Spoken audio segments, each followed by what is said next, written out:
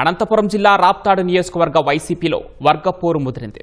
మాజీ ఎమ్మెల్యే తోపుదుర్తి ప్రకాష్ రెడ్డి కార్యకర్తలను మోసం చేస్తూ బెదిరింపులకు పాల్పడుతున్నాడని వైసీపీ బహిష్కృత నేత శివారెడ్డి తీవ్ర ఆరోపణలు చేశారు.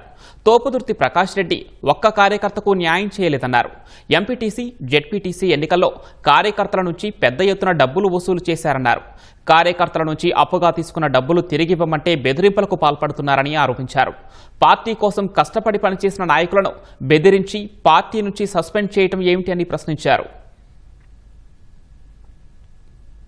తోపుదుర్తి ప్రకాష్ రెడ్డి ఏమో తెలుగుదేశం పార్టీ సంబంధించిన జేసీ కుటుంబము వైఎస్ జగన్మోహన్ రెడ్డి గారిని నానా మాటలు మాట్లాడే తల్లిని విజయమ్మని మాట్లాడి ఇంటికి పోయి వాళ్ళ అన్నబిడ్డ పెళ్లికి పిలుస్తాడు, కాళ్ళు మొక్కుతాడు.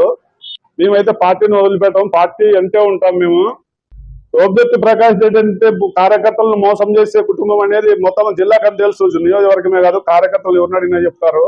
వందలాది మంది కార్యకర్తలు సర్వే నెంబర్లలో అమ్ముకొని కష్టపడి ఎమ్మెల్యే చేస్తే ఆయనేమో ఎమ్మెల్యే పదవిని అడ్డం పెట్టుకుని వందలాది కోట్లు ఈ చుట్టుపక్కలే ఉన్నాయి, భూములు, ఆస్తులు. నేను కార్యకర్తలతో డబ్బులు ఇప్పించుకొని ఎన్ని కడిగితే నిందలు వేస్తాడు ఆయన.